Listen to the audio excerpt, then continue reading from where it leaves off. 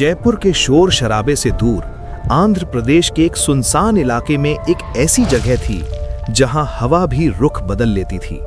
सिकंदर नायडू एक ऐसा आदमी जिसका दिल पत्थर का था और पेशा डर बेचना। उसका काम था जोर जबरदस्ती से लोगों के घर खाली करवाना। लेकिन उस दिन उसकी हिट लिस्ट पर कोई मामूली मकान नहीं बल्कि राजा साहब का महल था। एक बड़े बिल्डर ने उसे मुंह मांगी कीमत ऑफर की थी।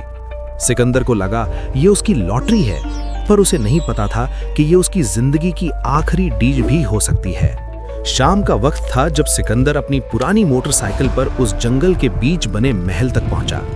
महल का लोहे का गेट ऐसे जंग खा चुका था जैसे किसी ने उसे सदियों से कैद कर रखा हो।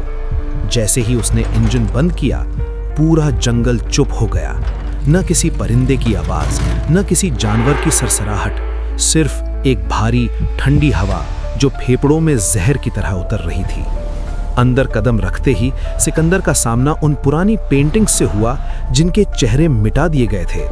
ऐसा लग रहा था मानो वो मिटी हुई आंखें उसे ही देख रही हो।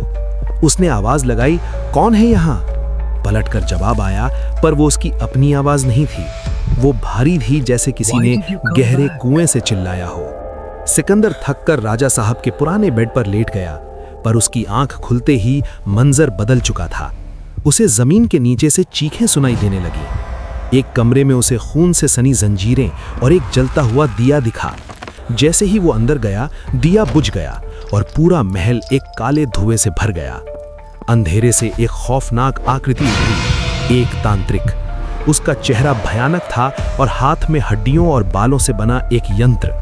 उसने बताया कि सदियों पहले राजा ने उसके काले कामों की वजह से निकाल दिया था, जिसका बदला लेने के लिए उसने राजा को काली शक्तियों से मार डाला। सिकंदर की सांसें अटकने लगीं। ऐसा लग रहा था उसकी आत्मा शरीर से बाहर खींची जा रही है। तभी एक भारी पर शांत साया सामने आया, राजा साहब। उनका चेहरा जख्मों से भरा था, हड्डियां दिख रही थीं, पर आंखों में एक अजीब सा तेजस था। राजा ने तांत्रिक की शक्तियों को तोड़ना शुरू किया। महल की दीवारें कांपने लगीं और वो तांत्रिक धुएं में घुलने लगा। राजा का खौफनाक साया सिकंदर की तरफ मुड़ा और एक ऐसी दहाड़ मारी कि महल गूंज उठा।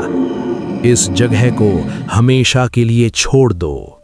सुबह जब सिकंदर की आंख खुली, वो उस खंडहर महल के फर्श पर पड़ा था। सब कुछ पहले जैसा खामोश था, पर सिकंदर की रूह कांप चुकी थी। उसने वो डील उसी वक्त कैंसिल कर दी और वहां से ऐसा भागा कि फिर कभी पीछे मुड़कर नहीं देखा। लेकिन कहानी यहां खत्म नहीं होती। उस रात के बाद सिकंदर की जिंदगी बदल गई।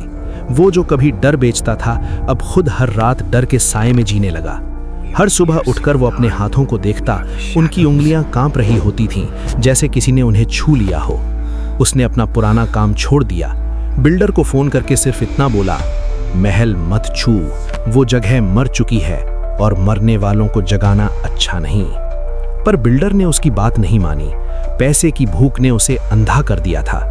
कुछ दिनों बाद बिल्डर ने अपनी टीम भेजी, 2 बुलडोजर, 4 मजदूर और एक सुपरवाइजर। उनका प्लान था महल को जमीन के बराबर कर देना और वहां एक लग्जरी रिजॉर्ट बनाना। पहला बुलडोजर महल के गेट तक पहुंचा ही था कि अचानक इंजन खुद ब खुद बंद हो गया। ड्राइवर ने कितनी कोशिश की, पर मशीन नहीं चली। तभी हवा तेज हो गई। जंगल के पेड़ ऐसे झुकने लगे जैसे कोई ताकत उन्हें झुका रही हो। एक मजदूर ने चिल्लाया, देखो, महल की छत पर कोई खड़ा है। सबकी नजर ऊपर गई। वहां एक साया था, राजा साहब का। उसकी आंखें लाल थीं और हाथ में वही पुराना तलवार जो सदियों पहले खून से सनी हुई थी। एक तेज हवा का झोंका आया और बुलडोजर का ग्लास टूट गया। सुपरवाइजर का फोन बजा। बिल्डर का नंबर था। वापस आ जाओ, डील कैंसिल। बिल्डर की आवाज कांप रही थी, लेकिन देर हो चुकी थी। रात होने तक सिर्फ एक मजदूर वापस पहुंचा। उसके कपड़े फटे हुए थे और चेहरे पर खौफ था। उसने बताया कि तांत्रिक का साया फिर उभरा था। इस बार वो अकेला नहीं था।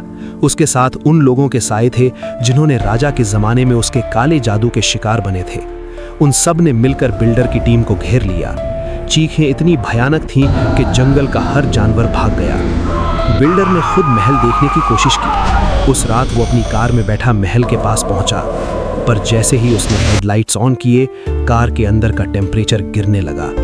रियर व्यू मिरर में उसने देखा, पीछे बैठकर राजा साहब मुस्कुराना चाहते थे, पर उनके होठ सिर्फ जख्मों से भरे थे।